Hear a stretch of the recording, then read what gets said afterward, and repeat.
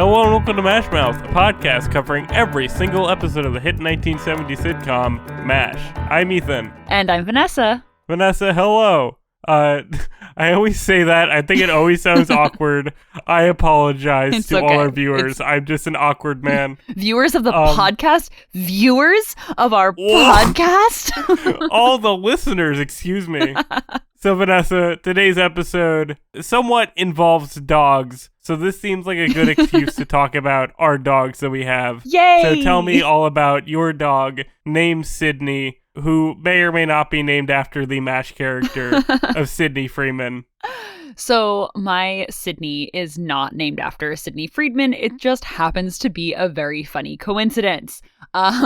So the story of how I got Sydney is really funny. I'll tell kind of an abridged story. I may have told this story potentially on the podcast at some point, but like my sister just like randomly brought home a dog, and my parents were so against dogs for like our entire lives. And then my sister was like, I want a dog, so I'm getting a dog. And that's how we ended up with my Sydney. She is an Australian cattle dog. She is the cutest girl in the world. I was also not a dog person until I got this dog, which I feel like is a lot of the times how it happens. So that was fun. But yeah, I love her. Would die for her. That's it. She's so cute. She's basically blue, which is great. We love a blue dog in this Blue house. healer. My dog has a similar story. Our dog, Opal, my sister just got her because she really, really, really wanted a dog and said, I'm either having a dog or having a baby, so pick the dog, please. Oh my gosh. It was that kind of mood she was in. And, you know, we've had her for a good long time now. She's getting a little up there in age, which is a little freak me out. I'm not going to lie. That kind of stresses me out just existentially, but, you know, she's still a good pup. And then my other dog, Ruby, my dad came over one day and was like, hey, this bar's hosting like a dog adoption event. Do you guys want to go? And I was like, no, because if I go, I'm going to want a dog. And he was like, well, we're not going to get a dog. And then he took my sister and brother to that event saying, we're not going to get a dog. And then they got a dog.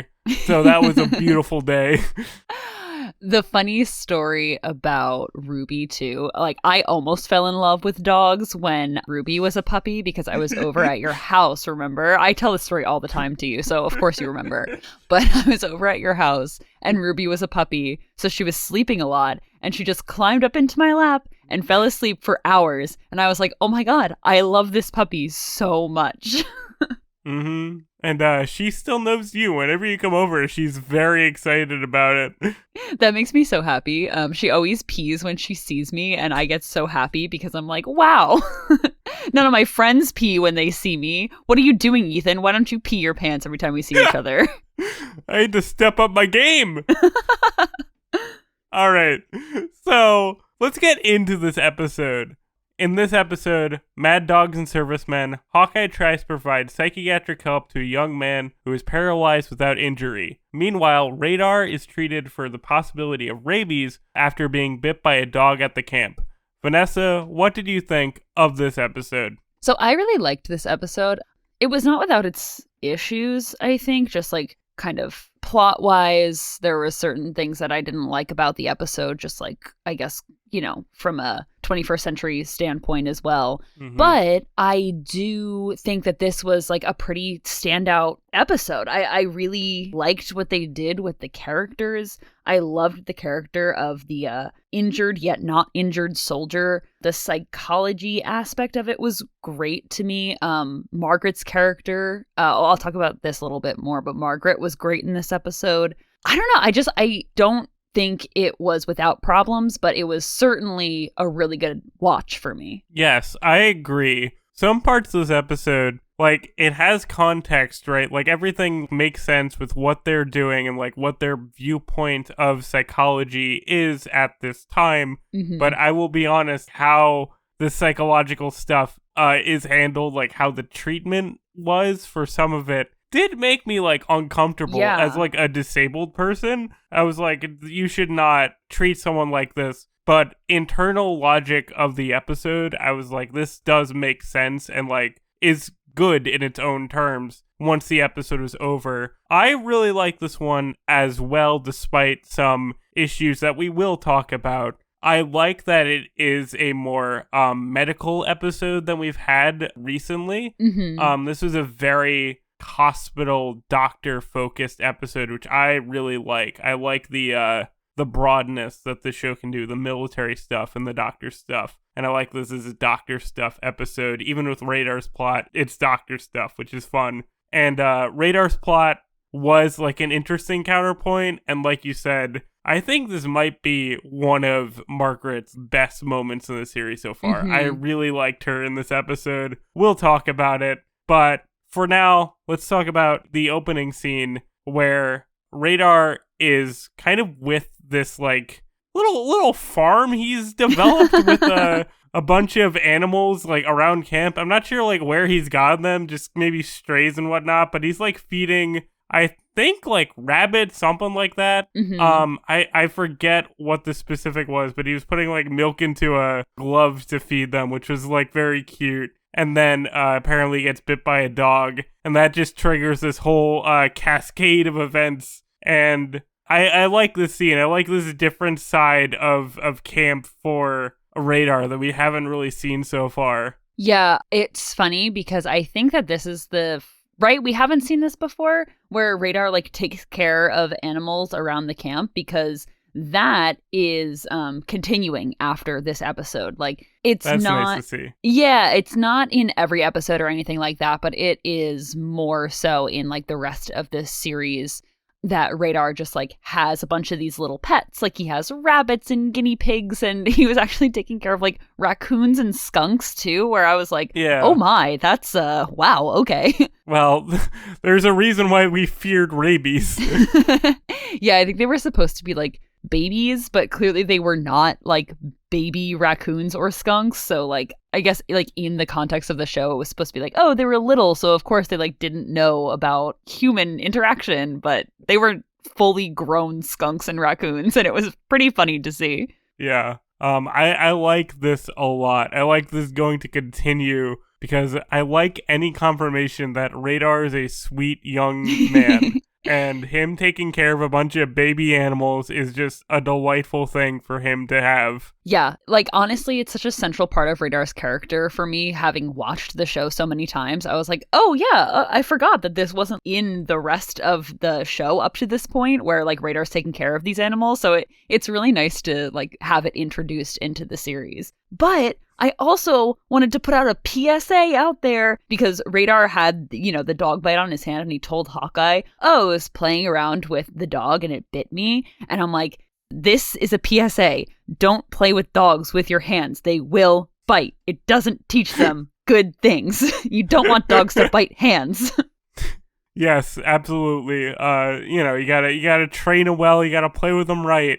And if you're in Korea and don't know this dog, it might have rabies. Yeah. So that's not a good thing. But counterpoint to this very sweet opening scene with Radar and these animals is the triage scene, which we've got a lot more of lately. They didn't really do triage too much in like season 1 and 2. This is like the triage season to me, and every time it is so harsh. Just triage seems like such a bad environment to be in. Everyone is always screaming and so hostile, and everybody always believes that you're not actually injured or whatever. Like, it always seems like a bad time. Yeah, I said last episode that I really liked the triage scenes on the bus. I don't know, I kind of like it for all the reasons that you say. It's very chaotic. I like that chaos. Oh, yeah. I'm not saying that I dislike it. I'm just saying, this is a rough environment. Yeah, objectively seems like a bad place to be if you're, actually sick and in need of care.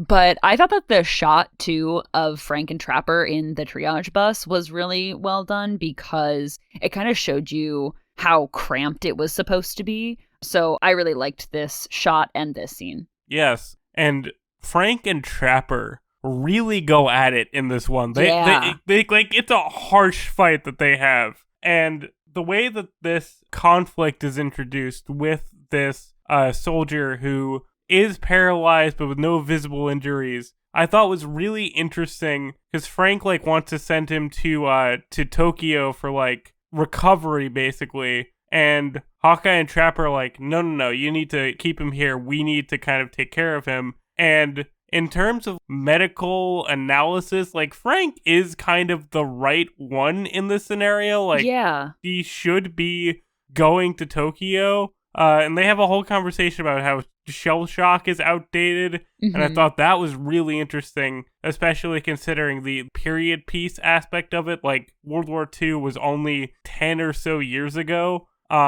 They talk about how World War II is like, it's a dated concept. So I thought that was really interesting. And then just everything with this young man was very interesting in terms of the Frank Hawkeye conflict, because it is kind of reversed here in a weird way. You know what I mean? Yeah, I had the exact same thoughts actually that you did.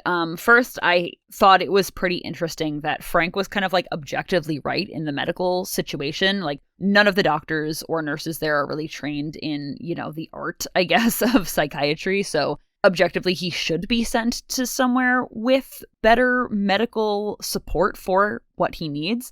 And they even try to get Sydney to the 4077 because they're not, you know, specialized in psychiatry. And I did think that it was a pretty interesting choice for the writers to try to like drive home the point that shell-shocked is not necessarily like a thing, you know, in those terms of just like, oh, they're just shell-shocked kind of aspect of it. Mm-hmm. That's not really how it is or how it was or how it actually is now, if that makes sense. So yeah, I liked this whole scene, and I liked how Trapper was so mad at Frank when he was like, yeah, he's just a Looney Tune or whatever he said. Yes, this whole plot line was just a really interesting handling of psychological trauma. I don't know if they handled it super well, but you have to give them, like, it was the 70s when they were writing this, and they're writing from the perspective of 50s doctors, so, like, the medical field, the psychiatric field, always advances, so it's, like, hard to criticize how they handled psychiatric evaluation in this show because just how things have changed over time. And I really like how they try to bring in Sidney Freedman, and they call him explicitly, but he's not in the episode, because just normally with like sitcoms like this, if you bring up a character like Sidney, he's going to be in the episode. They don't tend to name drop characters like this and like have them not appear, but having him not appear just makes the world feel a lot more like real and lived in. Like, Sidney exists when he's not here. And that's something that I really like in my TV shows and movies, when a character has like real presence beyond what they're shown on screen, which some shows you don't get that at all. Like, if there are some shows where a character like Sidney Freeman, if he's not in the episode, they don't know that he exists. Yeah, I liked that too. Obviously, it was probably more of a thing where, like, oh, they couldn't get Alan Arbus to be there at that time to film. But I do agree with you that that was a choice that was pretty interesting, especially for the time period. Like, you don't always get that with shows, even today. So I agree with you that it kind of just was a nice, like, world building thing almost. I also wanted to mention too that just like the mental health aspect of this, I think this was probably pretty groundbreaking for the time too. I mean, Sidney Freedman, we've seen him before, you know, he was more of in a funny context, and like psychology and psychiatry in general was mostly brought up, I feel, for comedic purposes in the past. But I think that in this episode, having it be pretty serious was probably something that a lot of the times the audience at home wouldn't see. And I think that that is probably a direct reflection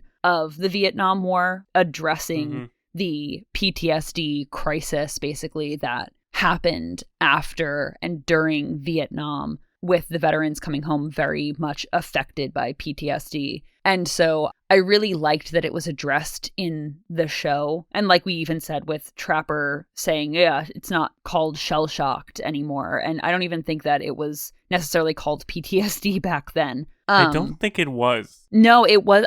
I'll talk about this a little bit in trivia, but it wasn't until like 1980, I think, that really post-traumatic stress disorder became the label for what was happening with these soldiers coming back from war. It was called like mostly like battle fatigue after shell-shocked kind of like fell out of favor. So yeah, so I really appreciated that aspect of this episode too. Yeah, I guess we should talk more about what this soldier, his like trauma is, right? So I don't know if we've made this clear yet. So in this episode, this character, Corporal Travis, has memories of tanks just approaching, and then he has no memory after that, or he won't tell the camp what he saw, whether it's from trauma or like his own unwillingness. It's a little unclear. But after that, he just simply cannot move. He's paralyzed from the neck down, basically, but there's no visible injury, nothing that would cause paralyzation.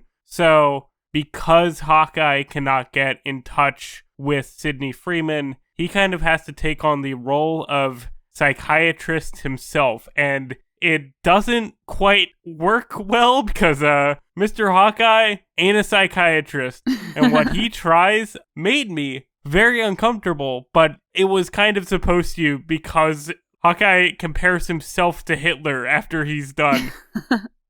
I think that if you are doing a technique and then comparing yourself to Hitler right after, that should be an indication to everyone that that is probably not the thing that you should be doing because, you know, obviously not to like make too terrible of a comparison like that, but Hawkeye was kind of getting this information from Sidney that he should try this technique to kind of like almost snap the soldier out of it, which we know now in like 21st century just realness, I guess, that's not typically how you're supposed to approach like psychologically damaged people. Coming at the issue with more compassion and empathy and stuff like that, you know, usually has like a much better effect. You know, I'm of course not a mental health professional. I'm not saying that this like can't work, but it just seems like a very outdated, almost like cruel way to handle mental health issues. But then again, like in the context of the show, I'm sure, like I said, like talking about mental health issues in general was kind of new, I feel. So it wasn't intentional cruelty on the part of the show, but I just don't think it was handled the best from today's standards. Yeah, so it's complicated, right? On one hand, I do understand the logic that the show presents, where if you treat this man as paralyzed, he will continue to, like, fall into his own delusion. And on some level, just speaking anecdotally from, like, personal experience, I'm not speaking from, like, mental health awareness or, like, anything like that. As, like, a disabled person, if you're like, oh, I'm disabled, I can't do anything. Like, if you just kind of commit yourself to wallowing in your own inability, it is really hard to make effective change to yourself when you're trying to move forward. If you just say that, like, oh, I can't do this, you're not going to do it. So that is something that, like, I understand their approach with it, saying you have to treat him like a soldier, like a real person, not this victim. Treat him with respect for his body almost. So I understood that aspect. I don't think it was handled very well, but again, I don't think the show thinks they handled it very well, because even later on, I know we'll talk about this, but like what breaks through to him is Trapper showing more compassion. Yeah, I agree with what you said, especially about almost not letting the patient really fall into that mentality and kind of, I guess, in the sense of creating this false reality for him, like treating him like he is paralyzed. But what I mean when I say like coming at it with a bit more compassion, empathy, of just really, you know, saying, yeah, you're not paralyzed. I know that you like feel paralyzed, but you know, it's not like that. And just the way that Hawkeye, you know, was so harsh with it. Especially like, and I have to mention, I don't know if you caught this or not, but they were literally like not giving him a bedpan and they were making him like soil his sheets. That's was disturbing. What made me uncomfortable. I was like, oh my God, I hated that. That made me feel some real pain. I understood what they were trying to do, but my goodness, that is not how you approach that. And that is where I think that the issue kind of came in, because I think that probably the audience watching at home at that point in like the early mid 70s was like, yeah, that is how you do it. That's how you get someone to snap out of it. You know what I mean? Not to say that like, you know, oh, everyone was so cruel in the 70s, but it probably just like made sense. And I think that now we understand that that's just not how you approach this issue psychologically. I don't want to say that, oh, like, yeah, everybody was cruel and stuff like that, but no. I think it's just a generational thing of understanding things like this more. There is a real give and take with handling stuff like this. Obviously, like, my disability is not psychological, like, it is a physical disability, but no, it's all in your head, Ethan. Oh, no! What if it is? But there is a real, like, boundaries is what I'm trying to say, is, like, if you're handling something like this, push them forward, but don't be cruel. And even Hawkeye, like, knows that he was being cruel, which I do appreciate. And it was interesting to see him so out of character, like, intentionally out of character doing this. Because normally Hawkeye is just such a sweet, empathetic man and, like, wants the best for whoever he's treating, and he wants to provide them such, like, comfort. And having him put on this persona of, like, drill sergeant army guy, like, basically playing Frank in this episode was so different. It was, like, really good on Alan Alda's part, like, I will admit, but it was... Cruel Hawkeye is an interesting guy. I thought that Alan Alda did a great job, like you said. It was really interesting to hear him take on that really authoritative tone and be this like regular army type that we haven't seen previously, and probably like, I don't want to say for sure, but it seems like maybe the most regular army he gets throughout the whole series. So that was really interesting. And Alan Alda is such a great actor because he takes on that tone and his like body language changes. And then as soon as it's over, he kind of like folds in on himself a bit more when he goes over to Trapper. And I just thought that was like great acting, great directing, great writing. This episode was very well done from like a technical standpoint. Yeah. Very, very good. Another one written by our favorite duo of Mary Kay Place and whoever the other one is. I apologize Linda for not remembering off the top of my head. Yeah. Linda Bloodsworth, I'm sorry. I'll actually get to that in a little while. Okay. Okay, so to kind of transition out of this part of this storyline, because it will come back. Did you feel as much whiplash as I did when it went from this really intense scene with Hawkeye to Henry and Radar calling for a dog out in the middle of, like, rural Korea? Because I thought that was very funny. This was hardcore A-B plot. Like, they are two different storylines in this one. Totally different tones. Totally different, like, goals and wants. It was really funny. And I was really impressed seeing outside of the camp. I was like, ooh, more of Korea. That's exciting. Because we haven't really seen that. I think the only time we've left camp previously was the Rainbow Bridge episode. And that was not a populated area. This is maybe our first real time seeing like a village and them interacting with the locals of the area, which I really like that. Henry was like, if I shake hands with one more farmer, I'm gonna be elected mayor. That was a good Henry line, and I liked everything with this village. I thought it was very funny. Wait, no, there's one thing that was like bad, but We'll talk about that. We'll get to that, yeah. But I wanted to talk about how this was the first introduction of Rosie and her bar. Rosie's bar. She a regular character? Yeah, well, I wouldn't say a regular character, but the character does come back, and Rosie's bar is mentioned on screen a lot. Like, I don't think we actually go to Rosie's bar, but Rosie's bar is mentioned so much, and the character does show up on screen again, and like she's mentioned off screen and stuff like that. That's great. I'm very excited for that. So yeah, so that was a pretty fun first introduction too.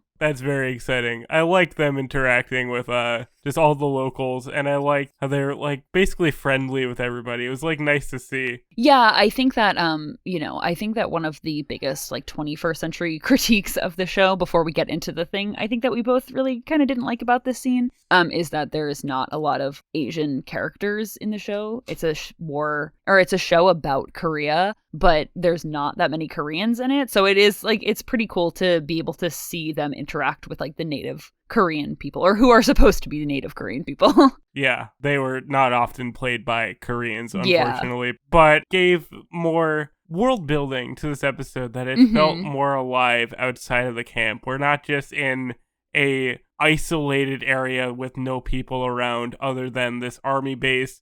It was really fun to just have some interaction with some different people. But during all of this, there is a bit where they're looking for this dog, and they ask someone if they've seen him, and they say, "Oh, we think we ate that dog," and it wasn't that dog, but like Radar freaks out, and it's just not good. I did not like this. It does not like hold up, and it's not something that people have like done for a long time in Asian countries, and it is racist. I didn't enjoy it.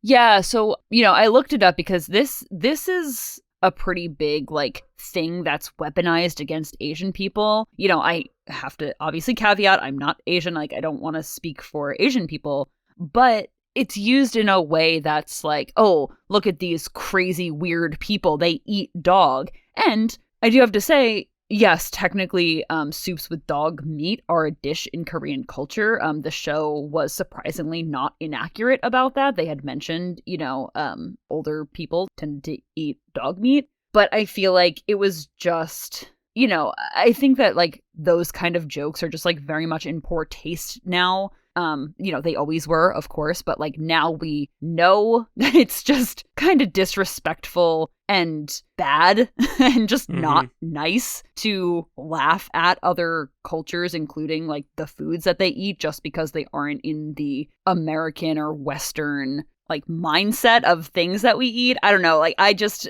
I don't think the show was like, I don't even want to say it wasn't intentionally being like mean spirited, because like it was, It was just like, haha, it's so funny that Asian people eat dog. Isn't that weird? Like these like, rural Koreans, they're not, civilized. They eat dogs. You know what I mean? Yeah. It was just like, I don't know.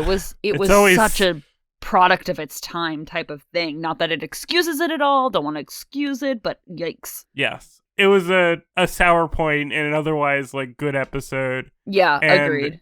Let's not carry on about it too long. Yeah, and with the whole, the dog kind of like being gone at this point, they weren't able to know for sure if it did or didn't have rabies. So that kind of led off on this track of Radar needing to then go through a series of vaccines for rabies, like a rabies treatment. And this probably was my favorite scene in the episode, where he starts the rabies treatment. And this scene with him and Margaret is just so great. What did you think about this? I loved this scene with him and Margaret. It was such like whiplash between the two topics that we were just talking about. But this scene with Margaret is so fantastic because Radar obviously is feeling it a little bit. He's a little bit sick from vaccinations like in his stomach. Like rabies vaccines are intense. Yeah. It's not just an easy thing that anyone can handle. And I loved Margaret so much in this moment, and like really made me appreciate her as a character much more than like any other episode has, and like made me fully on board the Margaret train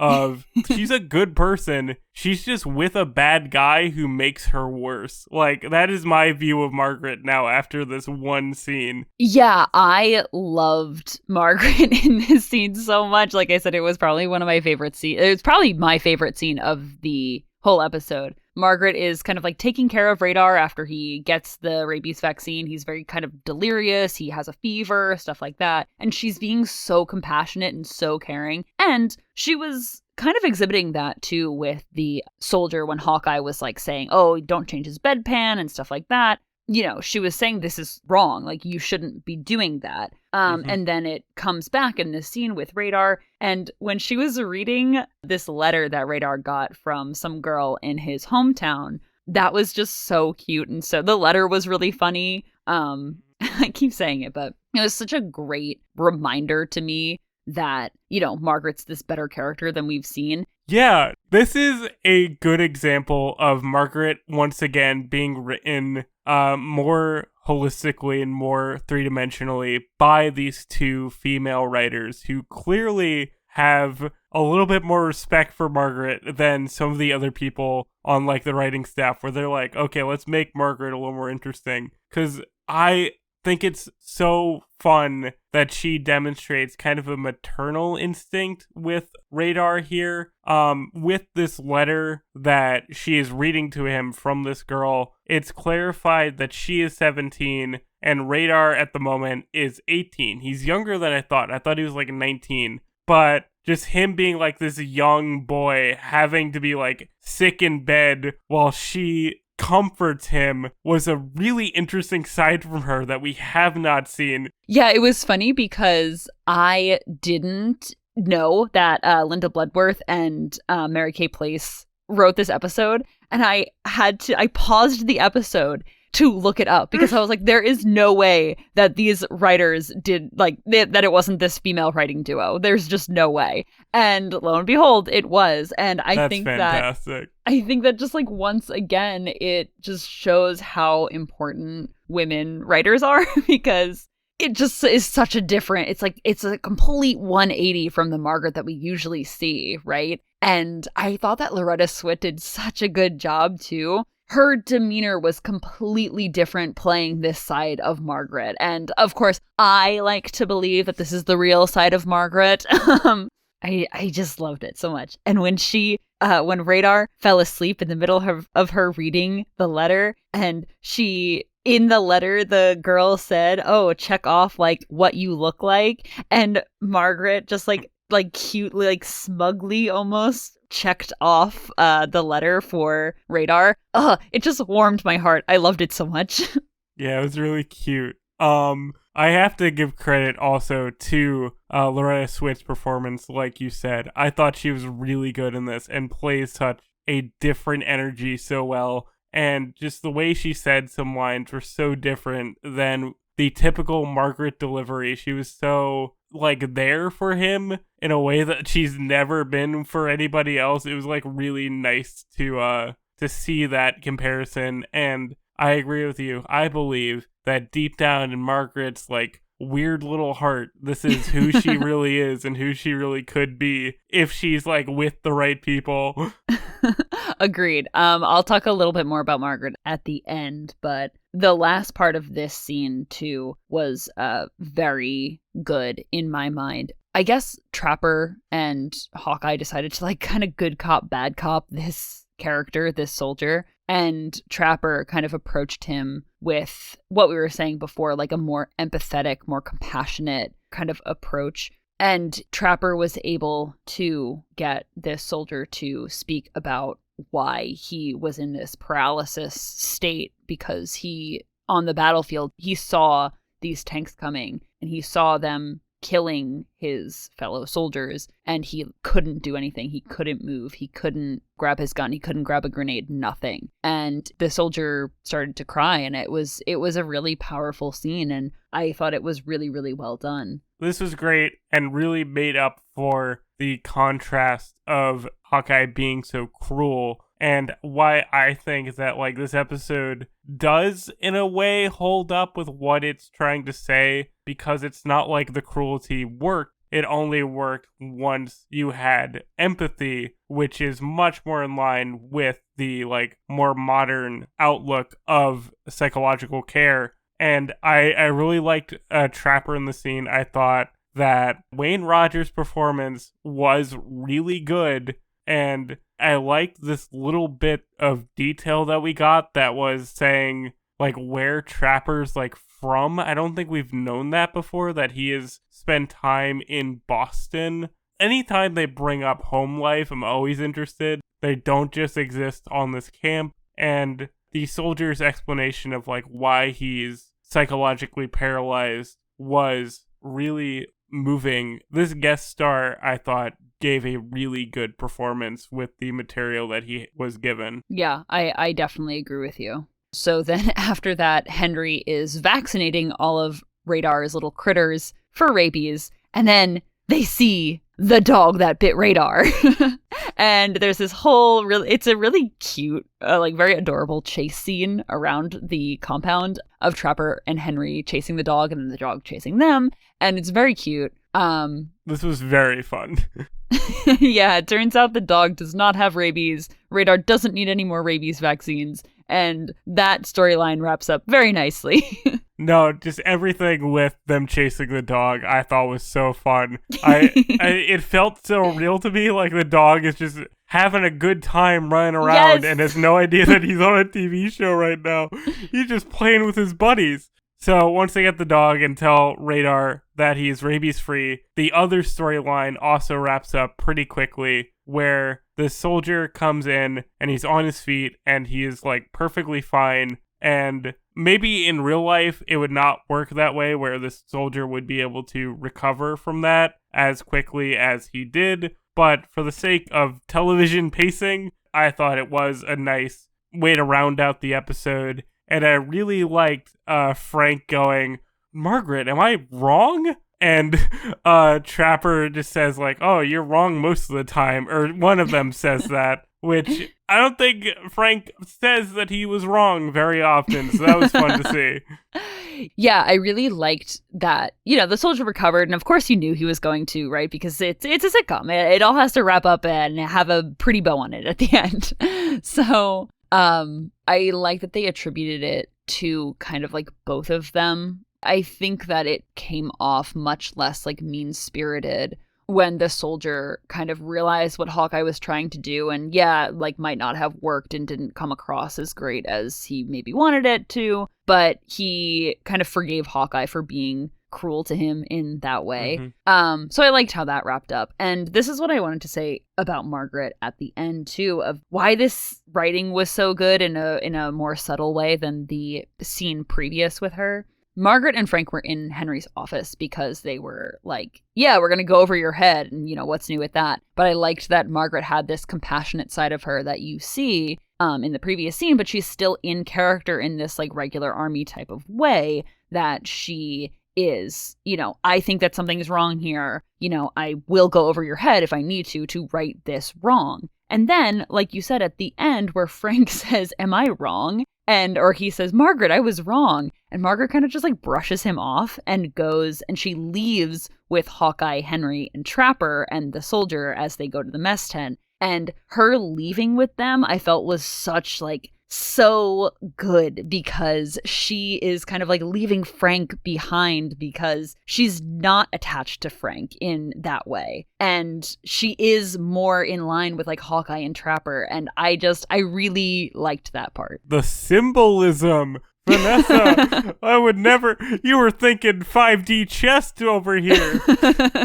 And hey, I don't know if the writers, of course, like meant for that to happen, but I feel like that was not a typical like Margaret response, to Frank. She's usually like babies him and comforts him in that way.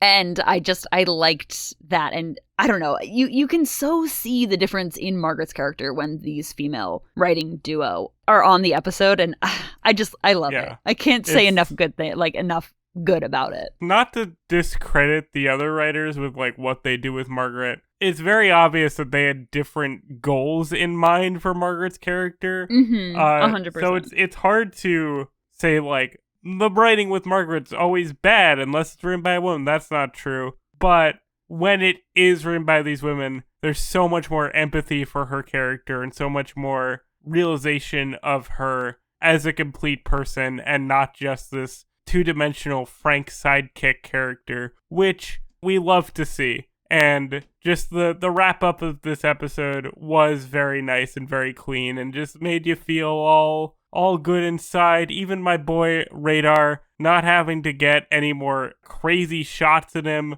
You're like, okay, good. My boy's safe. I liked the very end too, like the pre-credits scene where they were throwing the journal or the magazines at Frank because he was like, yeah, I think that I'll read up on modern medicine. But also, the most important thing, how to bill patients. Like, what a great way to wrap up the episode of just the visual of them just chucking things at Frank. You should bill them 5% of their annual income. It's like, Frank, he'll never change. Nope, definitely not. So, do you have any favorite lines from this episode? So when Radar was talking to Hawkeye about the dog that bit him, he said, "It's just a mutt. I give it stuff from the kitchen, although I don't like to be cruel to animals." And that was so funny to me for a very specific reason, because that indicates that Radar knows that the food is bad, agrees that the food is bad, yet still horks down the food so much, so often. And I think that that is very funny. That is very funny. Radar's just a human vacuum who needs his sustenance. He doesn't care where it's coming from. One of my favorite lines was early on in the episode, Hawkeye was like making out with this nurse, and he says, "Oh, you make a great lip sandwich." And then this nurse responds, "Really?" Like, so excited about it. As if that's a normal thing to say, as if that's a romantic thing to say. Like, I get that Hawkeye is like an attractive man, but if you said that to someone, you'd not be like, "Awesome, dude." So weird. I disagree with you, Ethan. I think that it's every girl's dream to want to be a good lip sandwich, so you're wrong. Perhaps I am. What do I know? I also really liked the line. It was really quick and funny. But when Henry is vaccinating all of Radar's animals that he's taking care of, there is a sign that says, "Quarantine, do not enter, pet, or feed." And Trapper goes, "Steal that sign from the nurse's tent." Love that. That's a good nurse joke. I have one more as well. I just want to shout this out. It's not really a funny line. I just thought it was interesting. When they're in the village, Henry asks for some news, and one person just responds, I think it was Rosie actually, that it looks like Janet Leigh is marrying Toady Curtis, and that just feels like Jamie Lee Curtis foreshadowing. Oh my god. Okay, so I missed that. Like I not that I was not paying attention, but like I couldn't get what the actress was saying in that line. That is so funny. Oh my god. It made me like pause and like obviously Janet Leigh and Tony Curtis are like two very famous people for their day, but now Jamie Lee Curtis is just such an icon that like you're like, wait a second, did they know? And you're like, no, they did not know.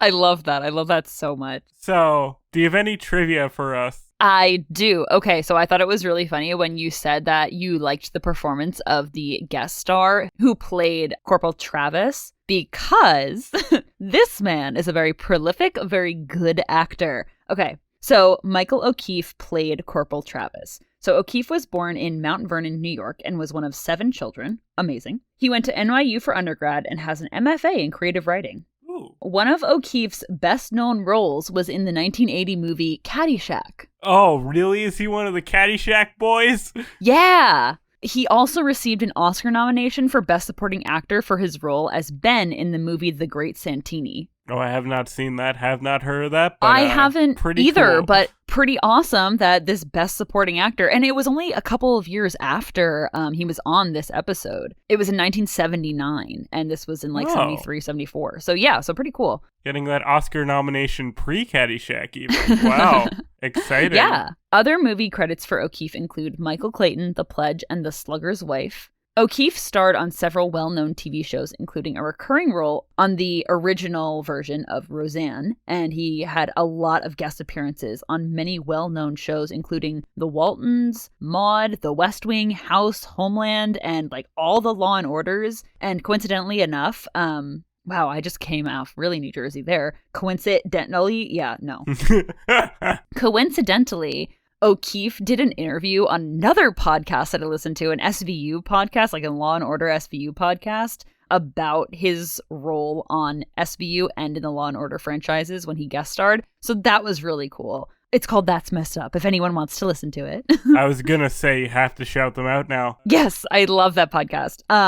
And he was also in so many other shows, just so many. O'Keefe's theater credits include Sideman, Mass Appeal, 5th of July, all on Broadway, and a role in the play version of A Few Good Men. And O'Keefe is still working today. I think that his latest show is on, I believe, HBO Max. Like this fictionalized retelling of like buying Magic Johnson for the Lakers, I think. So yeah, it was pretty cool. I've definitely seen this man's like name in a lot of stuff, but obviously I did not recognize him as such a young person in this episode. He was really good. Yeah, it completely tracks that he went on to have such a prolific career and be nominated for, you know, prestigious awards and stuff like that because his performance was just so good in this episode. It completely tracks.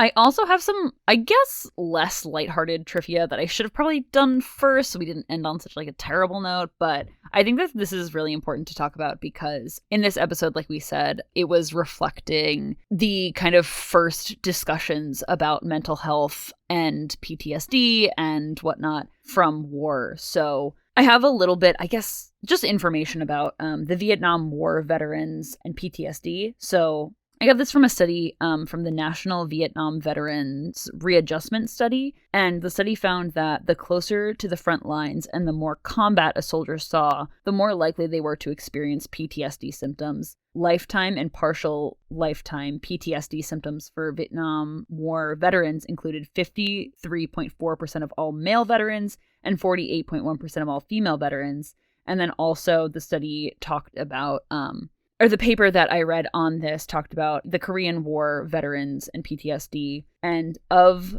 the Korean War veterans who sought psychiatric care after the war, which was as high as 90% of all veterans, 80% of them had current PTSD at the time of seeking treatment. So this was a very real thing, you know, and I also have some resources and organizations that deal with veterans and mental health. I'll have those in the description as well to like check out that work and, you know, if ever the need be. Yes, obviously this is heavy subject matter, but mental health is really important to discuss openly. So it is good to bring it up just a little bit on this podcast. We're not obviously getting in heavy detail, but thank you for bringing that today. And this was an interesting episode because it covered that, but it covered that with really early science. Like they obviously did not have a handle on it at the time, but it is interesting and like good that they wanted to discuss mental health from war effort, even if it didn't